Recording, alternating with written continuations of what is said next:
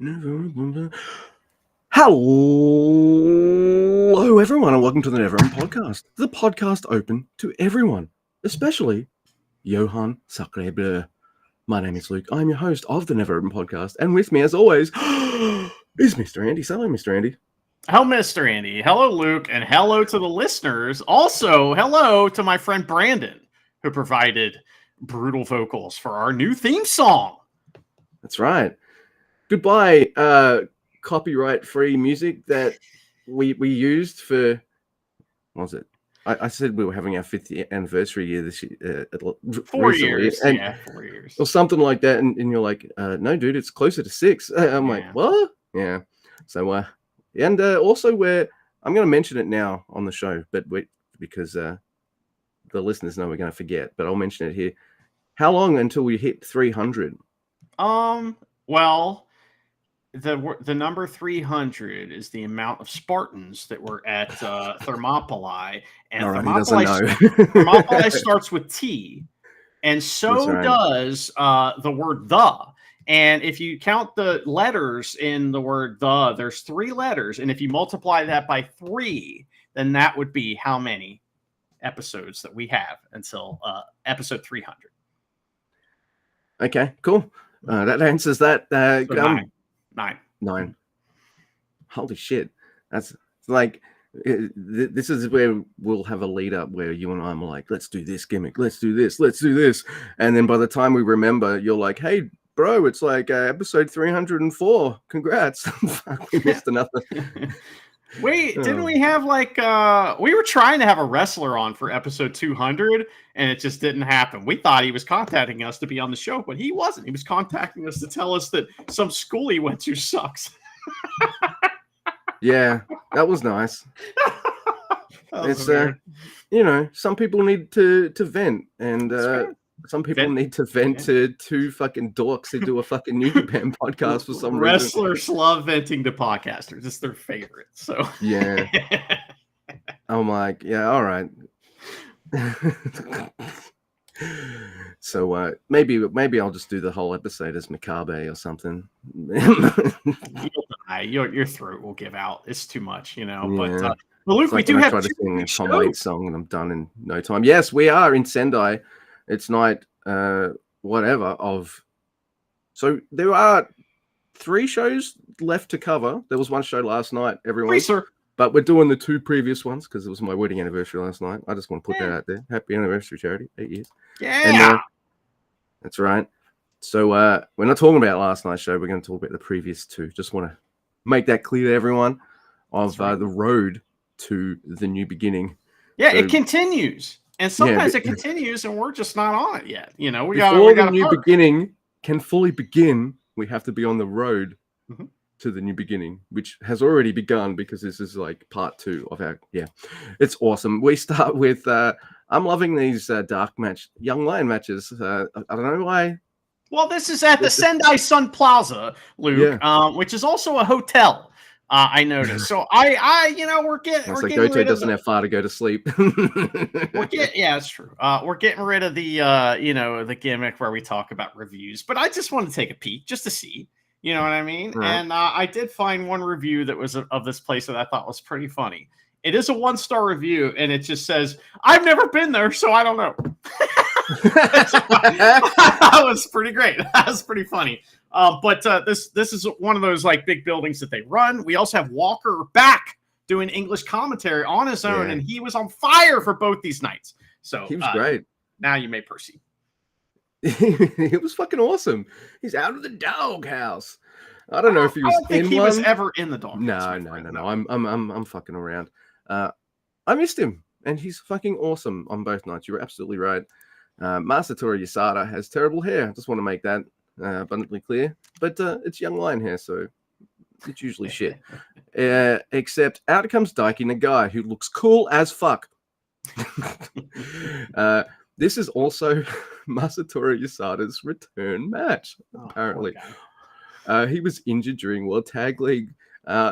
But another thing that did happen is Tanahashi injured Sho Makato. Probably when he sat on his head. Yeah. So, So this is apparently 22nd straight draw that these two gentlemen have, which is the most ever for young lions.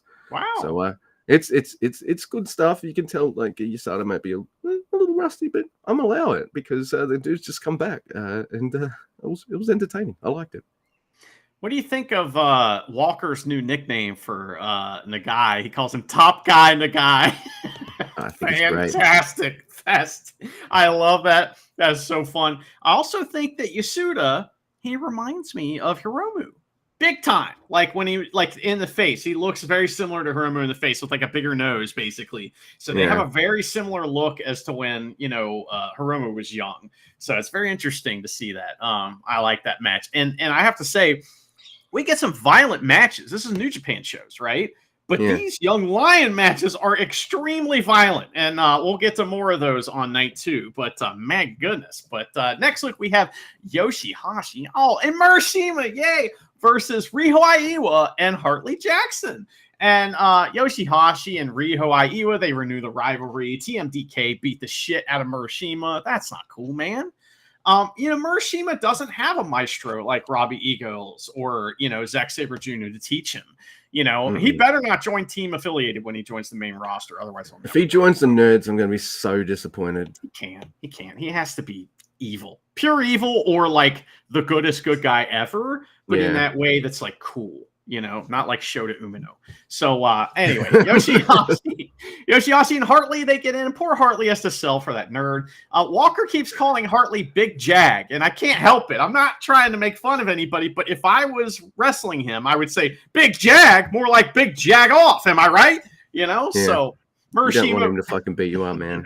It's fine. He's cool.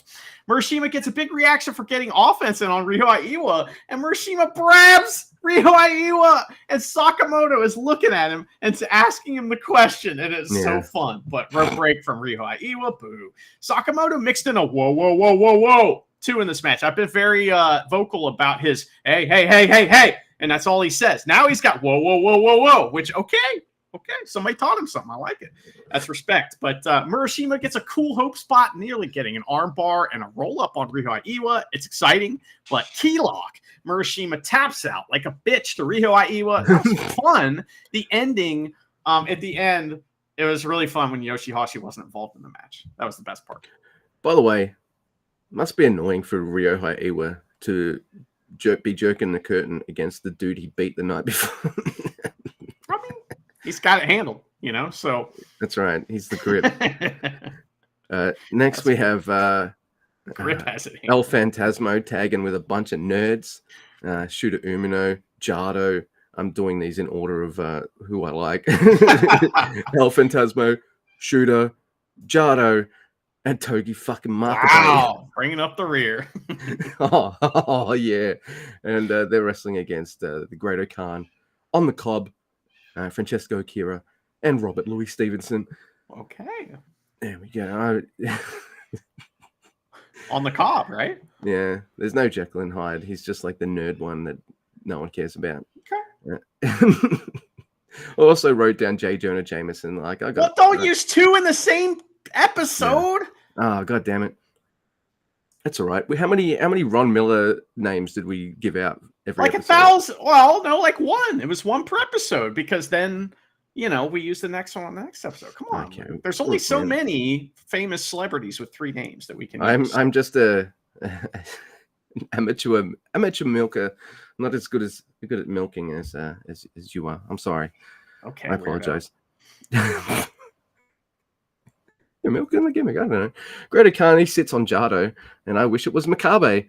The El Phantasmo Jeff Cobb stuff is so fucking good, and I'm really looking forward to their match. And where their sequence ends with a nice spin cycle as well. They are fucking magic, and they're going hard, and I love it.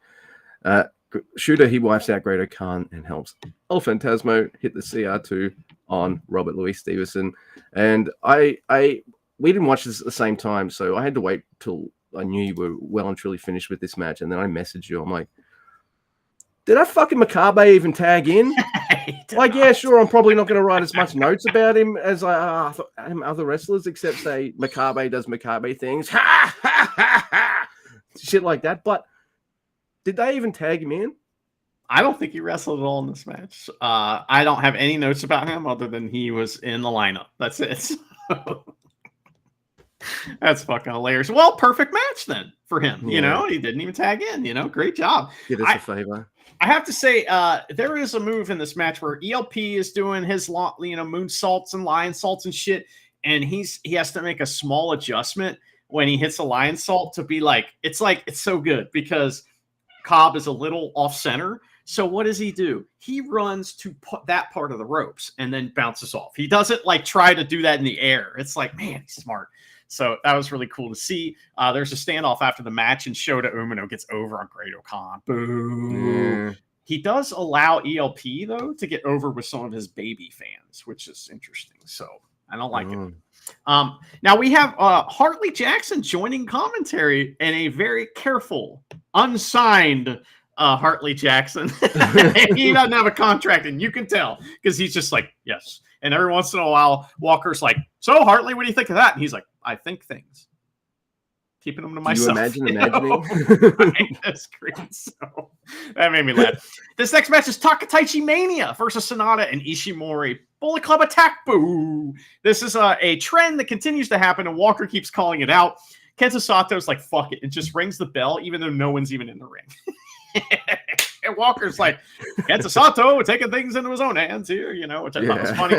So Sonata beats up Taichi in the crowd. This is a pattern that we're going to see in all these matches, sort of. We'll see. Same formula, Canadian low blow, and then Sonata gets the plancha while Ishimori holds him. Boo. We get some preview stuff, of course, and it's sparing, though, House of Torture tag, House of Torture. No. Somebody tagged. There's a hot tag to Taka, not House of Torture. Hot tag to Taka versus Ishimori, and he kicks Ishimori's ass. And I'm like, hell yeah, Michinoku driver on Ishimori, but the ref gets taken out. Low blows on everybody from Sonata. A Gato clutch. Ishimori pins Taka. Boo! Sonata throws Taichi into the wall. And I'm very upset about that. Top guy Nagai helps Taichi get in, it's like, oh, I'm helping you to the back. And Taichi's like, no, you're not. It just pushes him away. It's like, oh my god, kid's trying to get over, I'm liking this stuff, but I'm starting to feel like, look, can we do a different finish, please? Well, it should have been DQs the whole time. Every one of these matches should have been DQs, man. Every one of them. I'm starting to get sick of looking at just two guys and thinking, what a bunch of losers. I would ask it. Think that. You know what I mean. I love them and get out. They lost matches. That doesn't mean they're losers. I mean, how many followers does Taichi have on YouTube? Is he a loser? I don't think so. Got more than us. So. I will always defend. How dare you? All right, next we've got Naito and Hiromu, who are going on a tour of beating previous tag team champions and stuff. Yes, they are. I wish one of those teams was Bitchamon, but it's not. Jobbing out to Naito. Oh, man. Goto would be so mad. He'd be so mad. If Chumpy ran over Bishamon in their bus, I could imagine Naito sticking his head out of the window and going, and now they're bitumen. He also, Marty missed Yoshihashi. So, fucking, Naito opened the door and got him with the door. It's like, don't worry, I got it. Yo's going for another piss break, and Naito's come up to Chumpy and pressed his foot on the accelerator for him, put his foot on top of his, and the fucking bus is just cut off and gone. Got piss all over you again, yo? Oh, boy. Oh my god! So that Naito and Hiromu, they're wrestling Ishii and Honma. Naito spits on Ishii, and Ishii just beats the fuck out of him for it. So I'm like, good, take that. Kind of shooty this match a little bit. Yeah, yeah. Ishii's talking shit. Like he never talks shit. And when he does, it's like, come on. But man, he is yelling at Naito and talking all kinds of shit. It's great. Oh yeah. Oh, he's fucking great value in this. Ishii even hits a fucking pounce on Hiromu, which is great. Hiromu hits a huge lariat on him. Man, Ishii's so generous and bumping and all that kind of stuff. He's like that. He's like that convincing shape where you can see him against big dudes, and you go like, yes, and you can see him against guys his size, and you're like, yep. And you see him against smaller dudes, and you're just like, also, yes, he's just got that believable shape against, like, I guess anyone he wrestles. It's awesome. I love Ishii. Did you know that? Hiromu goes to set up Honma with Naito, but Ishii helps Honma hit a Kokeshi and a rocket Kokeshi. Fuck yeah. Honma's fucking working hard lately, for Honma. There's a reverse Destino, though, on Honma. Then a clutch, and then Honma taps out.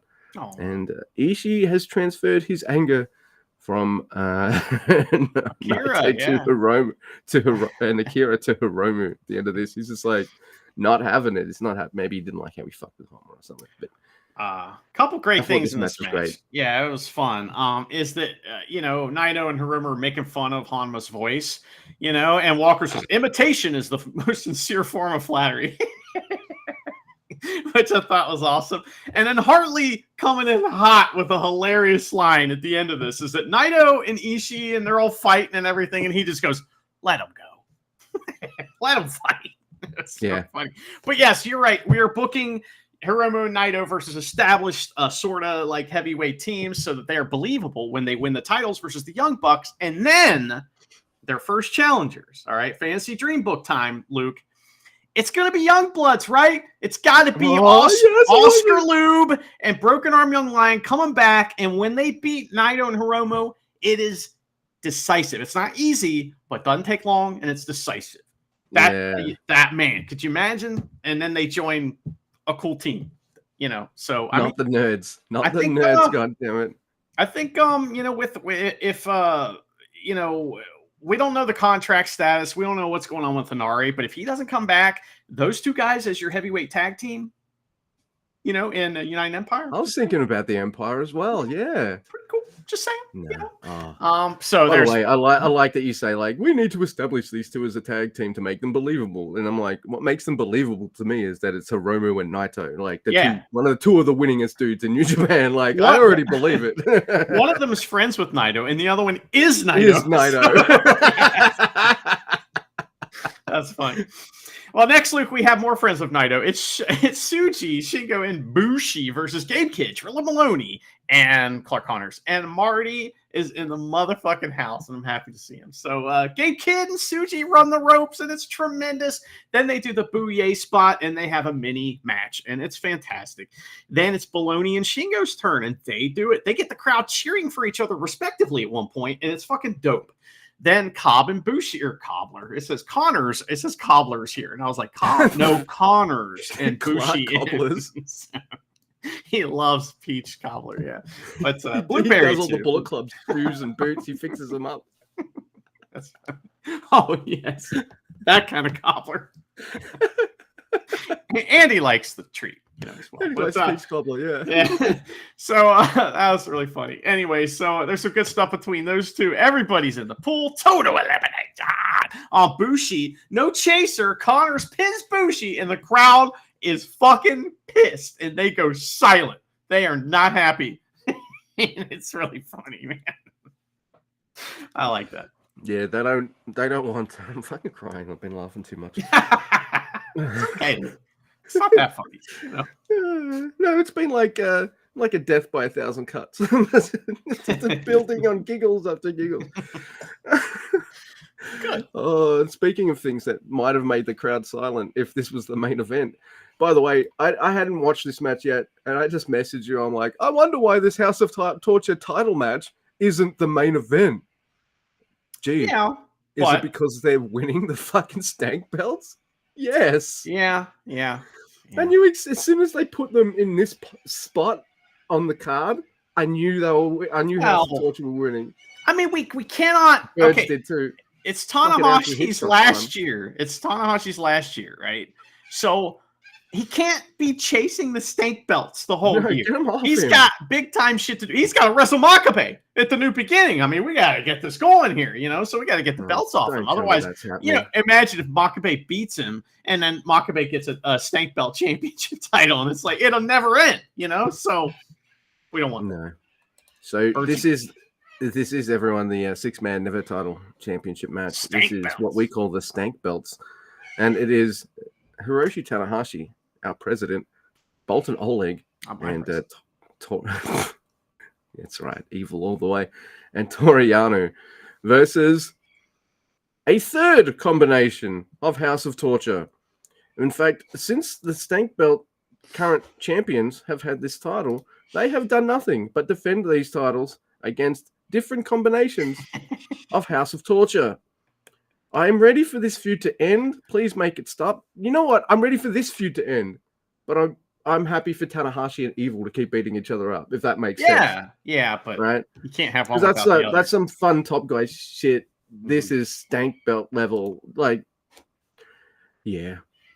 I like, it makes me laugh, though, that there's a fucking Kanemaru Gambit by the faces there, because House of Torture, they come out with the titles because they, they stole them again. And Chumpy does what the other ref did earlier on. He rings the bell even though no one's in the ring. Yeah, and Walker's like, he takes note of it as well, which I thought was funny. Yeah. So these refs going into business for themselves here. It's kind of that's what he puts it. It's funny. Look, this match is fun. I am entertained by it, but there is still that element in me of like, all right, House of Torture, come on, let's win now. Let's do this. And then Yoshinobu Kanemaru, that motherfucker, he does us all a favor by spitting whiskey into Yano's face after a ref bump, and helps Sho pin Toru Yano, who, of all people. You'd think in that lineup you might get Yujiro getting the pin, but fuck Yujiro. Sho Junior gets a rare pin on a heavyweight. Hey, when was the last time we saw this? That's true. I remember recording episodes with you not long after Ishimori had pinned Goto twice, and you'd fucking melted. You'd lost your mind. Yeah, that's really cool. I think that might have catapulted Ishimori up to like the stratosphere of one of your all-time greatest favorite wrestlers ever. At least for that time. Yeah, just for a little while. But he's a piece of shit, and he doesn't like just two guys. So that's not cool. That is a problem. That's a deal breaker for you. Yeah. Can we throw the stink belts in the bin? Yeah, fucking. Can we have Medusa put these in the trash? Yeah. Well, no, that would call attention to them. I just mean do it like after the show where no one's looking, and we'll just and they won't come back. Not on another station. But I don't care about that match. It happened. The next match was the main evento. It's Desperado and Nerds, Goto and Yo versus Zack Sabre Jr., Kosai Fujita, and Robbie Eagles. And Fujita and Desperado start, and they run the ropes a little, but Fujita is like, fuck that shit. I'm going to hit chops. And he hits chops, and he hits more chops, and there's big-time chops. And Robbie's like, I want Yo. I heard about his piss problem. I'm going to kick him in the gut.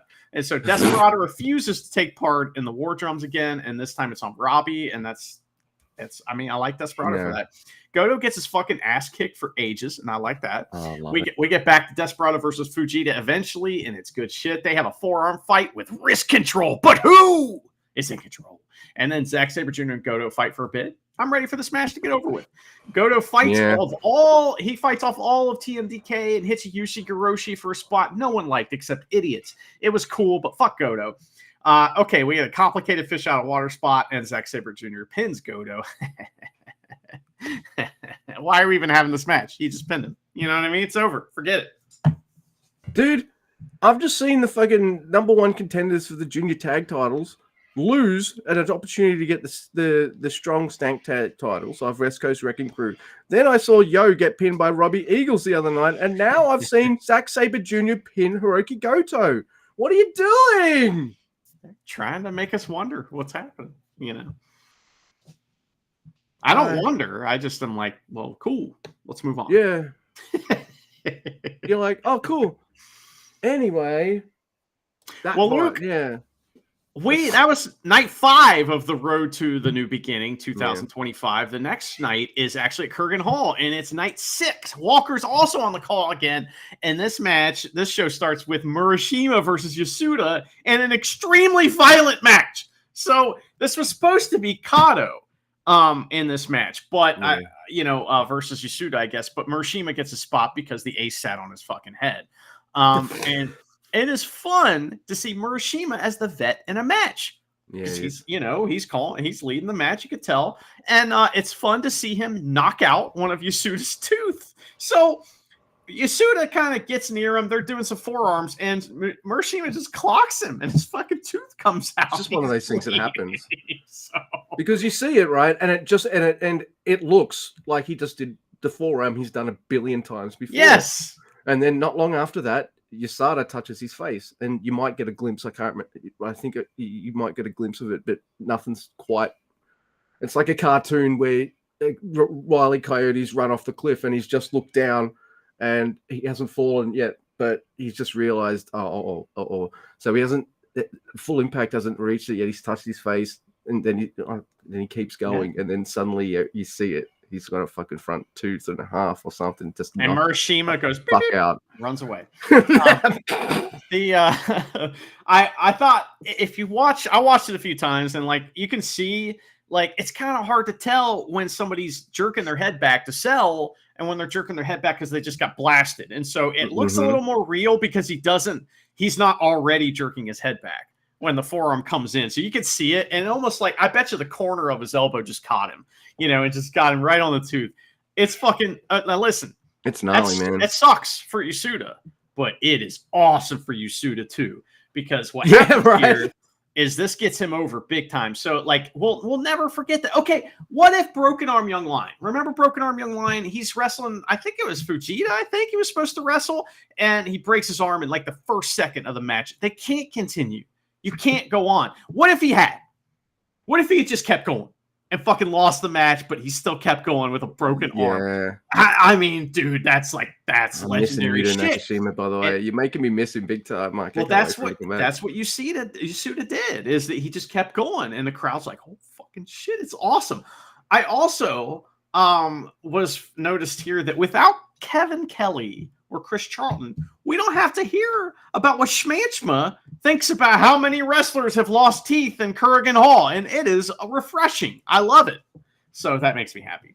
Anyway, Yasuda bleeds profusely from the mouth the whole rest of the match. It looks badass. He's grabbing Murashima, and blood's pouring out of his face. It's dude. Like, it's awesome. So there's polite. He must have thought he was fucking stone cold at WrestleMania. Yeah, well, other way around. Other way around. Oh, yeah, that's right.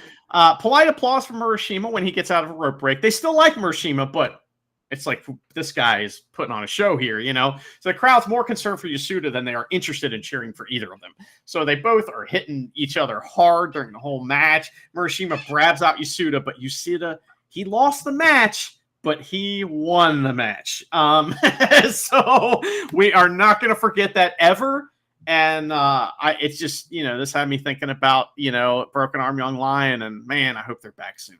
So he didn't touch his face too often. He might have at the first couple of times, and then just to see, see, and then he's and then he let it go, and then just as the match progresses, this guy's got a fucking bloody mouth. It's all coming out, man. He looks like a fucking. Who cares what his hair looks like now? This guy looks like a fucking badass. It's great. That match is very violent. The next match is also kind of violent. So dude, it really is.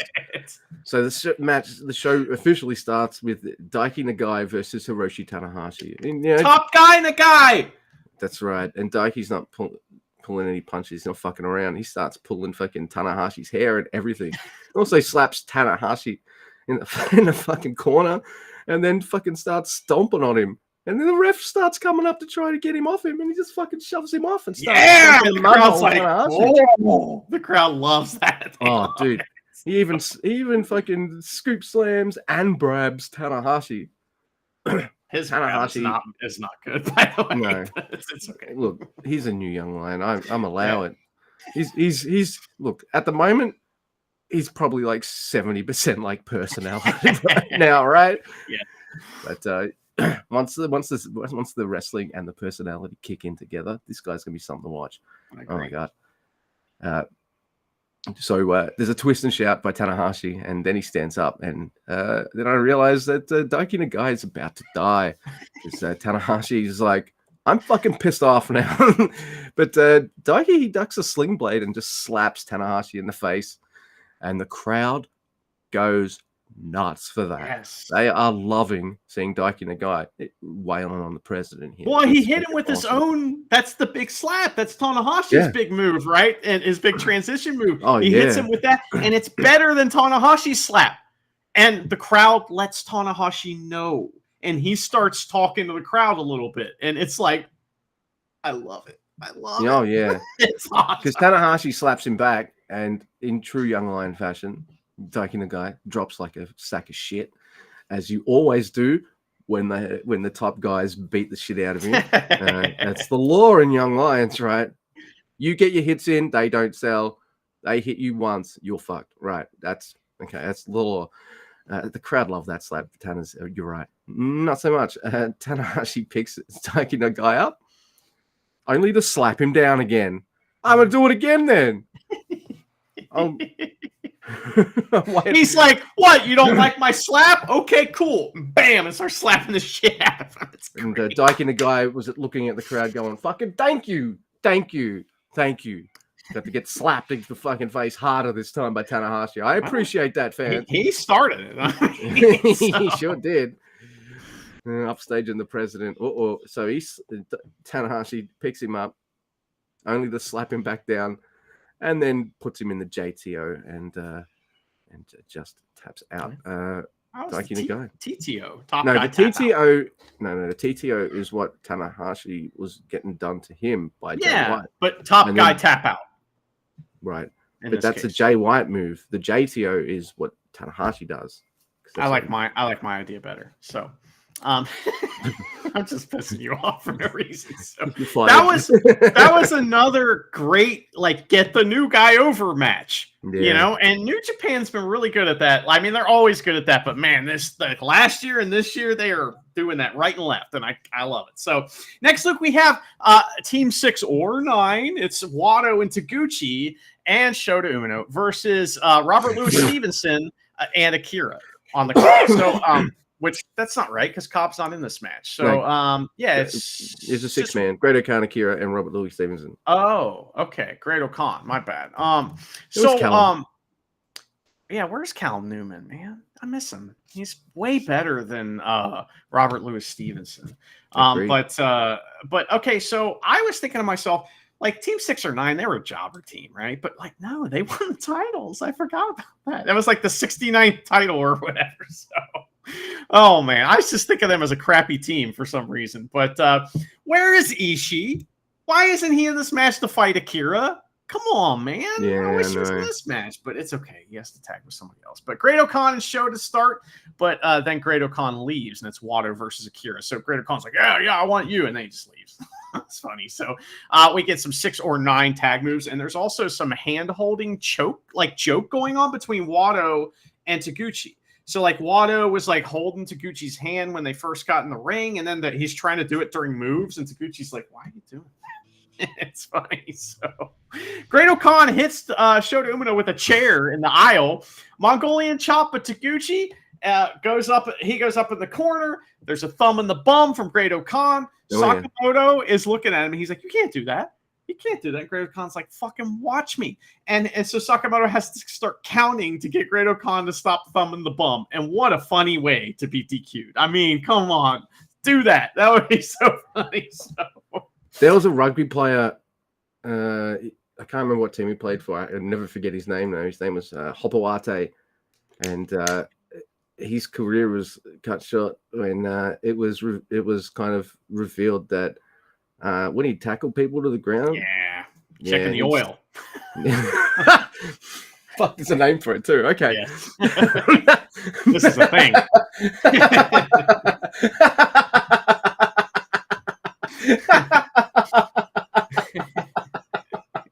It happens in American football a lot too, where guys will just start to ram each other in the ass when no one's looking, kind of thing. So it's funny. It is also assault, and maybe not funny, but whatever. I will take fake wrestling version of that. Yeah, but don't be. Yeah. Oh man. So I had a question. Okay, it's been in the news lately that Japan is having a problem with younger people, meaning they're not having babies, and it's going to be older people. Is Shota Umino in trouble? Is his future as a wrestler in trouble? Because he's losing his fan base. Right, already. His fan population is decreasing every year. Could be a problem. So he gets some good preview stuff from he and Great-O-Khan, but it is still clunky. And I'm like trying to get worried about this match. I don't think it's going to be very good. Look, So look, you know how every now and again there'll be two really good wrestlers who are very fucking good in the ring, but for some reason, like when they're in the ring together, it's just doesn't go. Yeah, I think this is what we're seeing here with Great-O-Khan. that's fair. That's a good. And they're both trying. I'm not saying they're like Great-O-Khan may not be trying. Yeah, I think he knows he's losing. So we get some really good preview stuff from them, but it's clunky. And then we get Watto and Robert Louis Stevenson, and this time they don't do the crucifix bomb, which was funny because they botched the shit out of it last time. So but Robert Louis Stevens does fuck up the timing on a 2-person Ho Train spot, and you can hear him saying, "I'm sorry." That was funny, but he's the new guy, so he gets the blame here. And they do the Brett versus Bulldog finish, but Watto kicks out, which is funny. Vendaval on Robert Louis Stevenson, and he has to give up. Every match so far on this show has ended in a submission. Great-O-Khan beats up Shota Umino and tears up his Shota shirt, and Great-O-Khan is not a baby. That's what he's letting everyone know. He walks around like he's Shota doing his entrance, and the crowd thinks it's funny. And he also has a pair of scissors. By the way, Great-O-Khan finally gets booed in this feud, and all he had to do was threaten to cut Shooter's hair.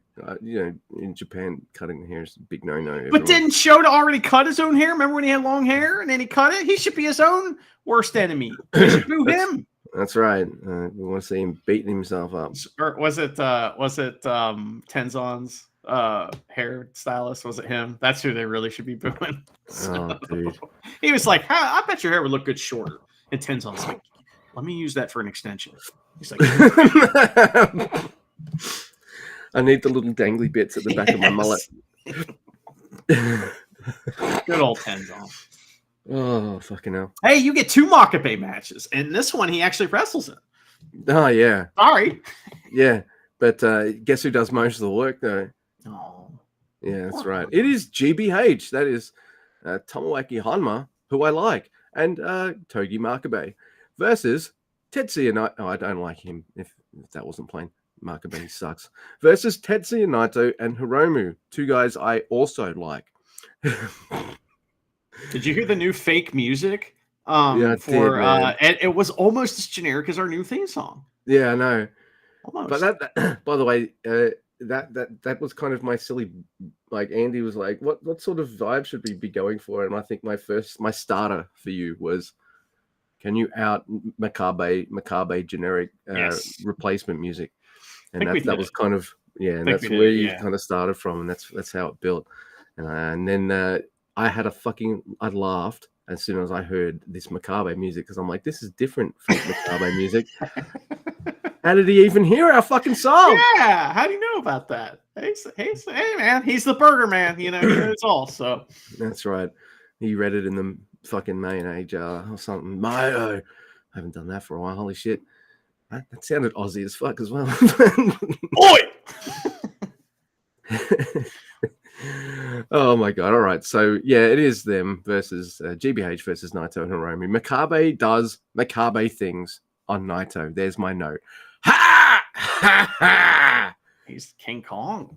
And then Honma proceeds to take most of the beating. I see Makabe get leg hit and drop kick by Naito, and that's about it. He tags out. Well, Honma has to sell everything because Makabe won't sell anything, and he's got a big match with Tanahashi coming up. He can't be taking pins. Does he for real have a match with Tana coming up? He does, Luke. Tanahashi's gonna wrestle all of his former guys that he wrestled once. So look at that. Yeah, I hear birds are fucking pissed about this shit. What kind of birds are those? They don't sound like anything that I've heard before, except here. It's like specific to your yard. You have these specific birds. Charity knows the name of them. I do not. To me, what they are hopefully Wilma's victims. Wilma, get your ass in the fucking backyard and No, she's moping inside because Charity's gone to uni today. So jeez. Well, life with a house without Charity is just moping. Yeah, no, I get it. But Paul Honma does most of the work, and which means, of course, he gets beaten up and beaten up and beaten up, and then For good measure, he loses. This maybe would have been more impressive, Naito and Hiromu, if you didn't pin Honma both nights.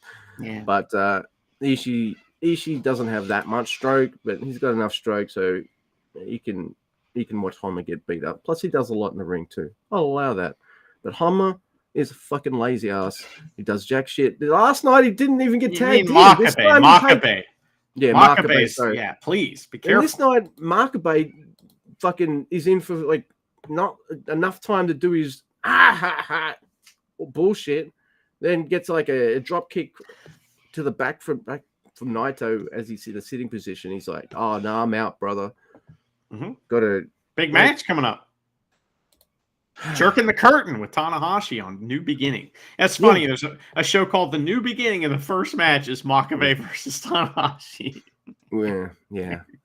That's fine. Whatever. Fuck you, Makabe is pretty much what I wanted to say there. Well, at least in this match, it was Hiromu that pinned Honma, and Naito made him tap out in the first match. So it was like, at least it wasn't Honma getting pinned by a junior twice, so yeah. But that was funny. So now after the match, Naito and Hiromu are like doing the tandem clothesline. They keep threatening people with it. They like threaten the ref, and then they threaten Milano. And Milano hits the deck. That was great. Oh man, another great. Oh man, I get Takataichi again. Takataichi Mania versus Sonata and Clark Connors this time.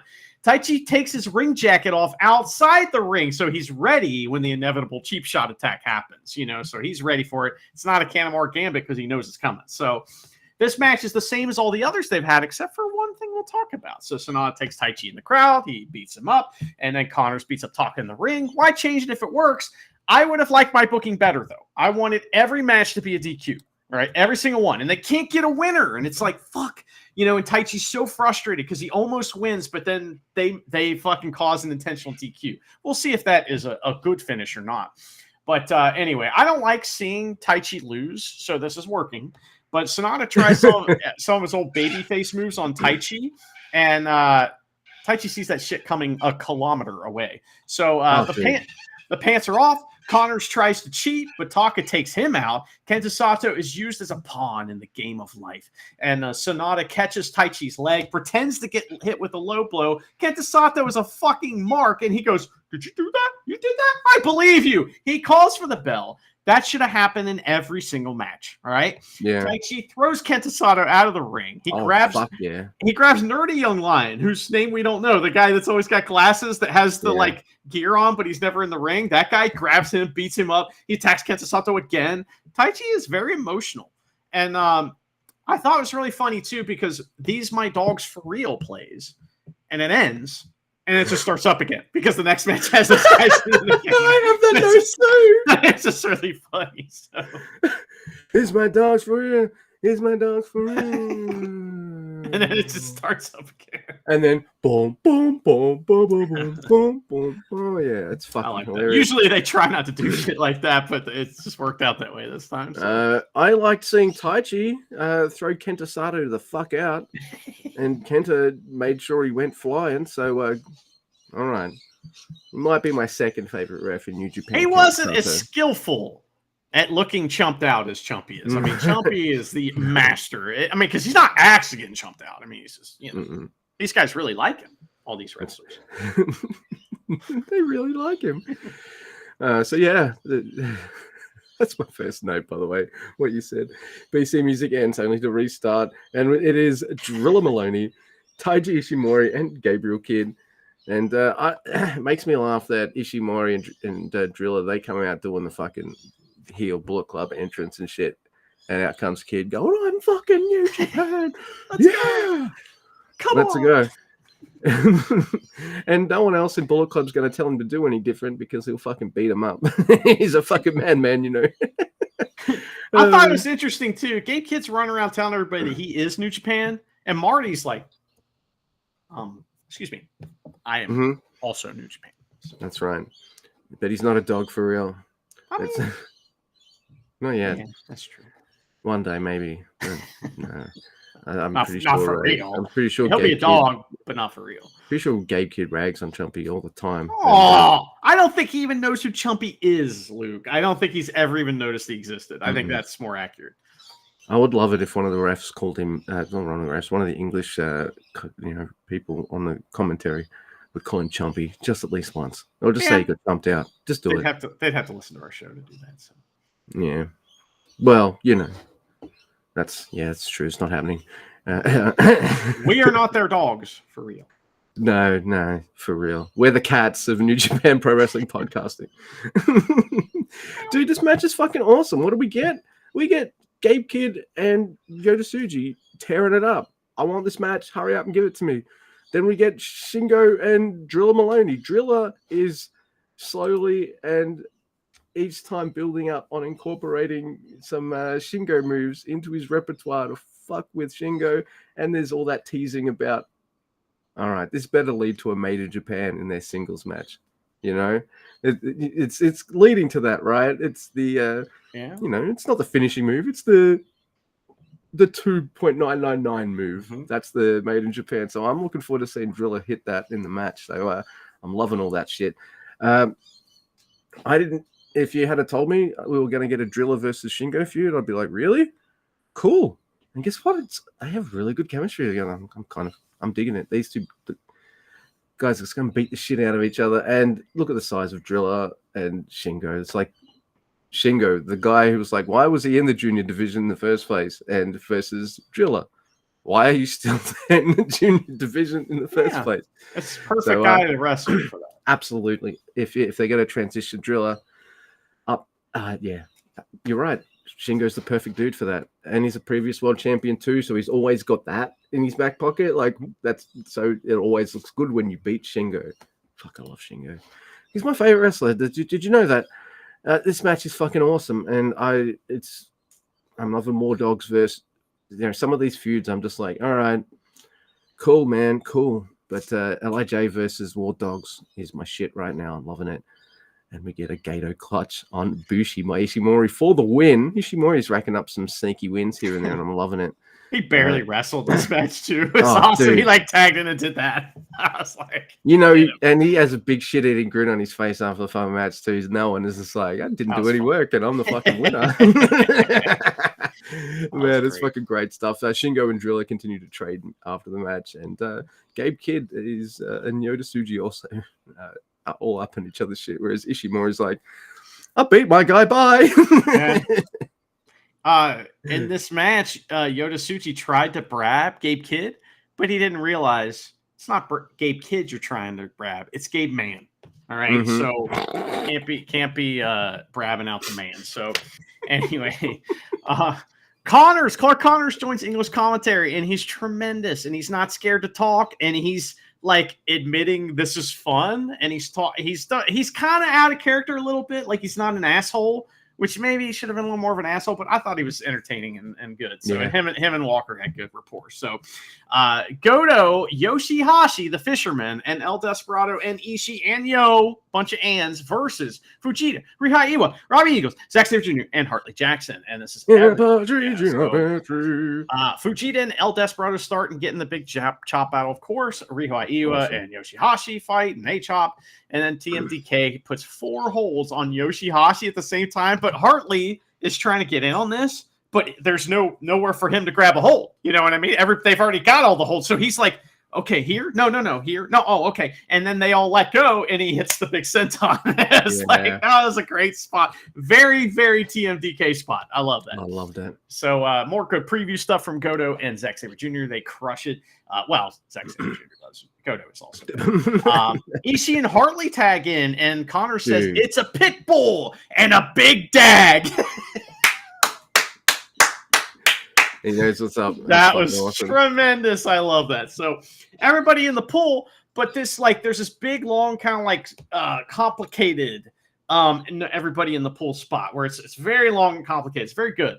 But Yo no-sells Robbie kicks and tries a plancha. Hartley Jackson catches him, splashes him. That's awesome. Ishii hits a German suplex on Hartley for a big reaction. Olympic slam from Rihai Iwa and a DVD on Ishii from Hartley, but Ishii kicks out. Sit out power bomb, but Goto breaks up the pin. This is a very, like I said, very, very long and multi-step everybody in the pool spot where everybody's coming in and doing all this shit. Brainbuster and Hartley Jackson. Ishii gets the pin, and Connors is like, man, this is commentary stuff's fun. He said, which I thought was great. The crowd was really into Hartley Jackson versus Ishii as well. That was fun. And I see them in the ring at the same time, and I get very excited too. And I like how they set all this up where Jackson pretty much hit both his moves on Ishii for dead to rights, but got saved because of other people and all that kind of stuff. And Ishii wins with the brainbuster on Hartley Jackson, who is not a small man. Oh, dude, it was not. You know how like sometimes dudes hit a suplex or a brainbuster, it just looks like a normal suplex because they don't come straight down.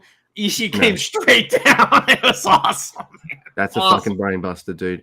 And it was gnarly. Crowd goes nuts seeing that Ishii German as well. So, look, I know we had that daydream about some Akira Ishii action, but do you want to give us like 10 to 15 minutes of Hartley versus Ishii, please? That'd be great. I would absolutely love it because, as soon as I saw them in the ring, it's because I'm not really all that jazzed up on Vegeta versus Despy because, like he's already got the tag titles and has a different feud, and now he's gone. I don't like how that's intertwined, but I like the idea of the match. It's fine, but I'm really not into Goto as number one contender. So, what? But this fucking Hartley versus Ishii, I was like, whoa, quite like that. Yeah. So can we get that instead of Makabe versus Tanahashi? By the way, when they're all doing the limb thing on Yoshihashi, Hartley, he's got a fucking third leg, dude. There was enough room for 5. Hey, that is against the rules. You can't put a hold on a man's dick in the middle of the ring. You'll get DQ'd for that. Marty's not going to allow that. No, don't give House of Torture ideas. But I like how Hartley's just like, I got him down, boys. Do your thing. And he's going there watching it. It's like, that's all right. Making sure no one breaks it up. It was fucking great. I loved it. So that was that was awesome fun. So give Hartley a contract for a bit. Let him. Hey, I like seeing him every episode. He's great. He's over, man. So number 1. That's right. All right. It's fucking sweet. Oh, here we go. All right. Spoiler alert. I love this match. Yeah, it's really good. It's fucking awesome. And I think it might be my favorite of the TV title-ish kind of confrontations to date. But because of those previous times they've wrestled, it all builds up right onto this. Like you see everything they've been working toward. Oh man, I just love this match. It's a TV title match, no countouts. So what do? They're going to spend a bit of time fucking around outside the ring. Yeah, I wonder why there was no countouts. Has it always been that way? Didn't they have a countout last time or something? I don't know. Maybe. I don't know. Yeah, something happened. That's the first time someone's put a stipulation on the TV title match that isn't already there, like 15 minutes. But yeah, it's this match is awesome. So, El Phantasmo, he dives on Cobb as you do and shit like that. Even pulling the railing, jumping right. It's fucking awesome. But, Jeff Cobb, I love this. Just, all right. Look, I'm not always a fan of, going in the crowd shenanigans. Just, come on, man. It's for the crowd, I guess. I get it. Get the fuck in the ring. Have a wrestling match, please. But El Phantasmo is in a stalling suplex position up in the air by Jeff Cobb, and Jeff Cobb walks him up the stairs. Crowd's going nuts, too. They're just going nuts. They're scared, dude. Anytime they get near him, the crowd's clearing out like he's going to drop him right on him. So that's great. Dude, it is fucking incredible. But El Phantasmo, he takes over. And guess what? He's seen Bushi matches. But he kind of does it a little differently because the fucking crazy prick. Perfect balance. The poise on this man. The grace on this man. But that step balcony thing that Bushi does? The tunnel, yeah. On the tunnel. Well, El Phantasmo kind of walks up the side of it, and I'm like, well, you can do a rope, so this is a bit thicker. I get it, but that's a long fall, please. Too. Yeah, it's not moving. I know it's probably easier, but I'm still like, don't fall. But then he gets into the Bushi position and fucking launches himself at Cobb, and I'm like, yeah, this is really cool. And this is two guys who aren't looking to have the same 15-minute match as they did before either. They're just incorporating different things in it. I think El Phantasmo, what he adds to this match is, when Ospreay went from junior to heavy, and he still did the plancha, but he put a bit of extra kind of muscle stank on it. Mm-hmm. I see a lot of that in a lot of El Phantasmo's offense in this match, because like finesse it's not gonna just be a finesse game in this match. You got to fucking crunch this man. You got to hit this man really hard to get him down. So I think he had a lot of extra stank in his moves in the best way possible. And just because he wasn't going to let Cobb do his shit either. No, there's parts where Cobb tries to do his shit and ELP doesn't let it happen. You know what I mean? It's not going to happen. So I love the contrast. Like, all right, so the last major TV feud Cobb had was with Zack Sabre Jr. And it's Cobb trying to throw him around while Zack wriggles around on his body trying to put submission holds. Whereas it's this match, or these series of matches, has been Jeff, I'm going to throw you around, bitch, and El Phantasmo being able to kind of like use his agility to get out of it and hit moves on him and stuff. Well, Zack Sabre Jr. has to get in close to get you. ELP can hit you from far away too. Oh, yeah. So it's like there's that, and then there's the danger of every time ELP leaves his feet, will Cobb catch him? So it's like there's a lot of fun stuff. Oh, dude. And just because you've just caught him doesn't mean you're going to keep him and hit your fucking move and stuff like that too. It's fucking awesome. And I think the thing that I like the most about it, I guess, is the finish, because that Thunder Kiss 66 crunch. It's like Tanahashi's doing a senton on Yujiro kind of crunch. I'm sure they're both fine, but there's some extra sauce in that, like a man just landed on another man hard, and I really liked it. And I'm like, well, look at the size of Jeff Cobb. You want to put an extra bit of crunch on that little bit, exclamation point 1, 2, 3. El Phantasmo wins, and I love it. I would have been happy either way, to be honest, whoever won this, because me too. I love Jeff Cobb, and but El Phantasmo having a title run for a little while. Yeah, singles title run, like Zack Sabre Jr. He went quite a while before he got a singles title. So yeah, and I feel like ELP is like perfect for that title too. Yeah. You know what I mean? Like he's the perfect guy to have that title for a little while. I liked a couple like pretty awesome spots these guys pulled off. Like for example, at the beginning, ELP tries a Rana on Cobb, and Cobb catches him. But then ELP shifts his weight and moves him towards the ropes, and somehow still hits the Rana, knocking them both out of the ring, or knocking Cobb over the ropes and to the floor, and then he hits the dives. That was awesome. Also, late in the match, Cobb pulls ELP in, like pulls him up off the ground, like ripcord style, into the Tour of the Islands, comes back around, fucking ELP Ranas around, he like leg scissors around Cobb's arm and turns that into a crucifix like pin. And it is wow. It is wow. That was unreal, man. There was a bunch of cool shit like that. I feel like there's more in the tank here too, so. Oh, dude, Jeff Cobb is the perfect base. Right? Yeah. Oh, yeah. That's his thing, man. I mean, Lucha Underground, dude. Just have this dude. Yeah, you can have him move around. He's very fast. He's very agile. He's great. But for me, I just love it when someone who's like got the aesthetic of looking more agile and stuff, like a tall, skinny dude like Zack or El Phantasmo, trying their stuff, and this guy's just a base, just kind of standing there going, I just need my arms. All I need to do is catch it once and you're fucked. And everyone knows it too. But he's good. He's a good kind of statue canvas for the other wrestlers to kind of maneuver around on, and it always looks cool. Yeah. At any moment, a fucking gnarly suplex could just like that Cobb's, we've been following that guy for a long time too. It's like, Jeff Cobb's somebody I've been a fan of since like 2014, 2015, maybe earlier. Like long time, So my intro to him was the mighty Matanza Cueto from Lucha Underground. And he's awesome. But now I get to see yeah, so we get to see him wrestle main events in Kurgan Hall in our favorite promotion. So, good times. Now, after the match, I was wondering, why is Jado here? I realize he's here for this comedy gimmick that they're going to do after the match. So, ELP they get the respect after the match. He takes the mic. He's going to give the big thing. ELP is the ultimate babyface, okay? It's a little much, but I get what they're doing.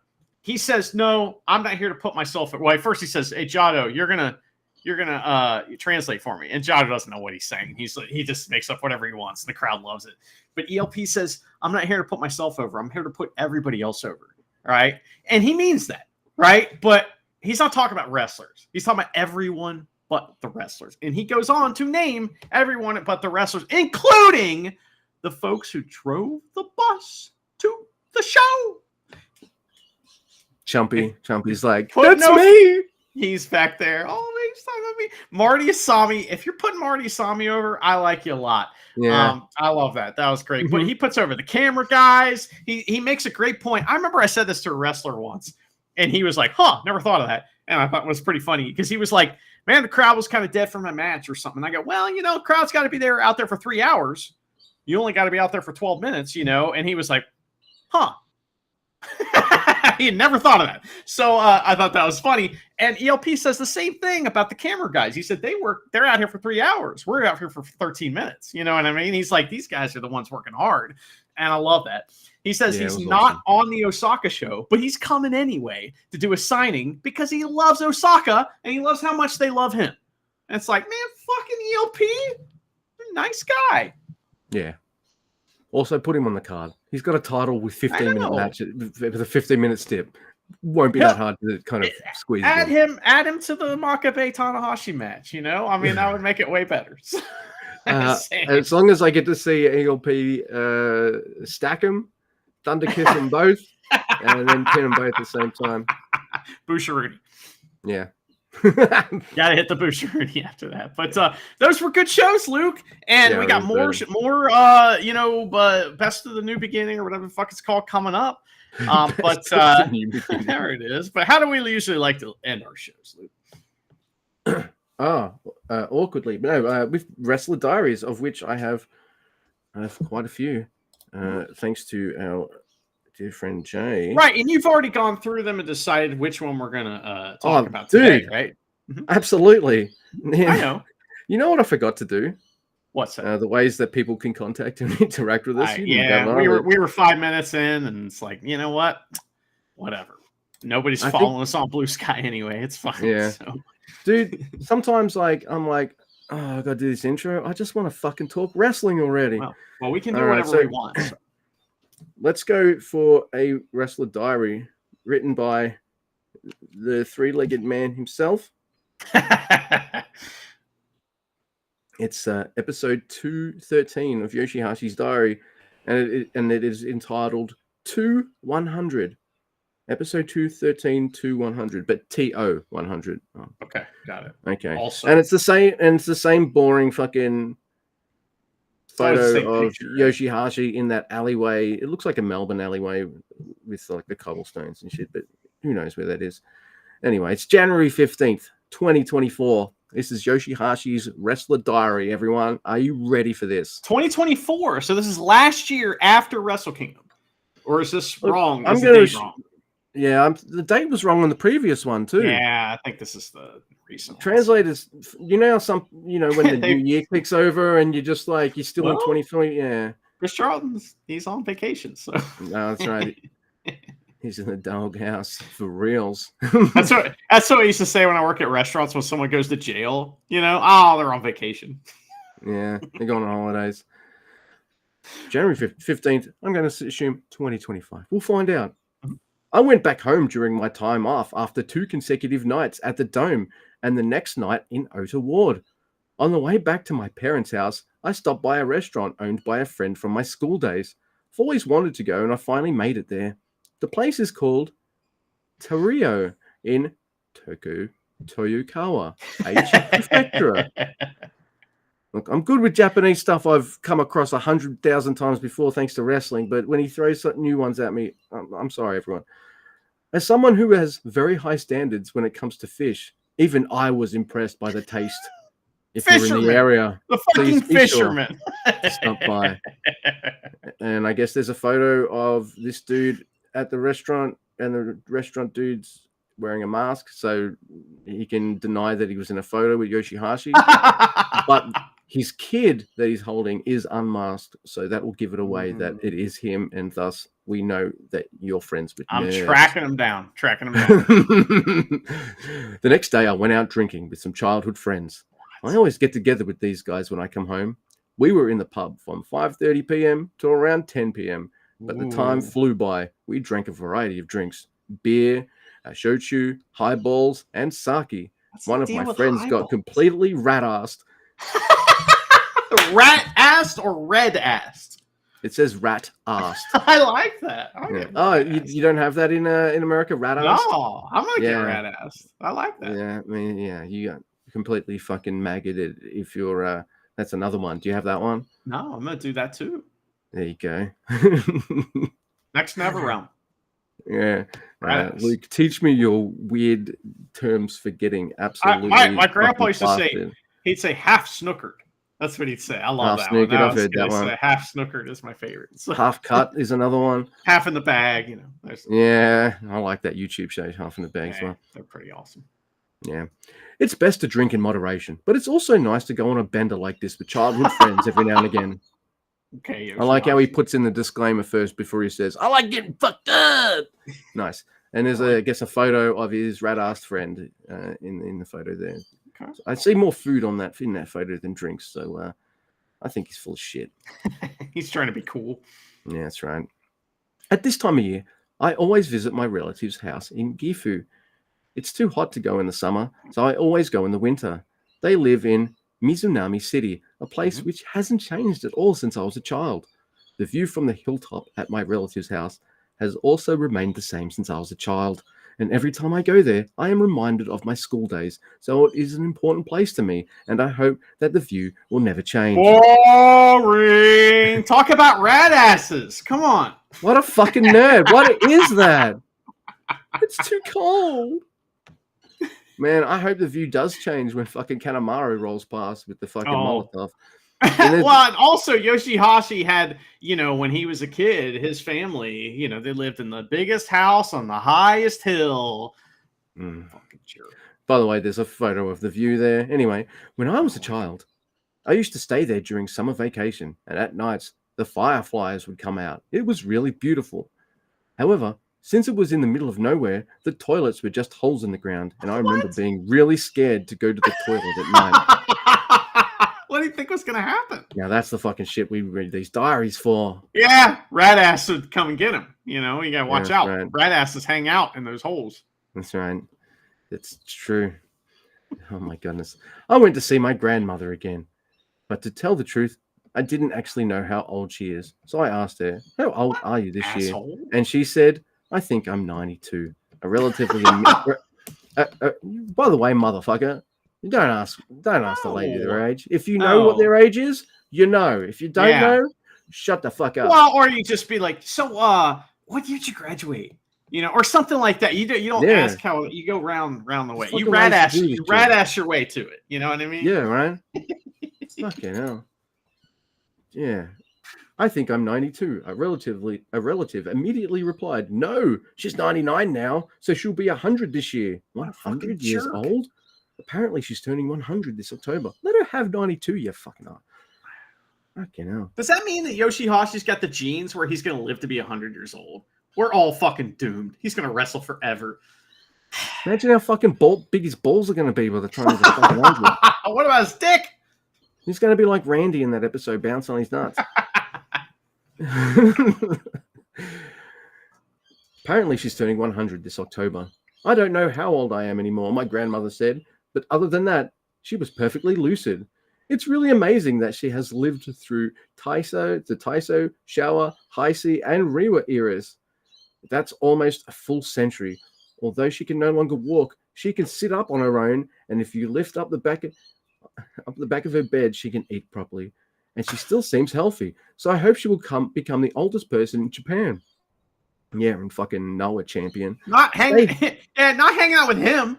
Like, she's probably like, oh my god, just let it in. I don't want to be around Yoshihashi anymore. Did you at least bring Goto? At least he's got stories. He would Goto and her would get bring Ishii. He's a fucking great cook. Where's Ishii? Yeah. It's only time he smiles when he's cooking up it.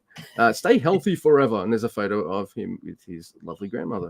Okay. And that's the end of the diary. That was really consistent, a diary entry with nuggets of gold, but surrounding those tiny, tiny little nugget specks of fulls of gold is some of the most fucking boring writing I've ever read on this podcast. That is the delight of Yoshihashi. I want to hear more about the holes in the ground. You know what I mean? Tell us more about that. Like, his personality is exactly what you might think it is. Well, at least for me and you. Whereas like Goto, I'm like, I want to have beers with this man and just tell me some stories for a fucking couple of hours, even though like I'm not the hugest fan of Hirooki Goto, the wrestler. Man, he knows how to write a fucking diary, that guy. And don't worry, I have one. It's coming. We'll work up to that. But yeah, so wow, barely a mention of wrestling except to say he was at the Tokyo Dome and Oda. Yeah, doesn't even talk about. Doesn't even say why he was fucking there, does he? No. Like, holy shit. No, the word wrestle wasn't even there. God damn, man. Don't you have any stories? He only wants to talk about what he's good at, which is getting wasted. With his childhood friends. Yep. Man. Oh, well, that's fair enough. I've still gotten a drink or two. I don't know. What is a childhood friend? I don't have any friends from my childhood. My teenage years, I do. Yeah. Yeah. I don't know. I think, I don't know. I don't have time to talk about that today. So. No, who gives a shit? Fair enough. You have a look on your face. It's just like, what the fuck? What is that question? I'm out of here. End the podcast, bitch. All right. In Gato, we trust.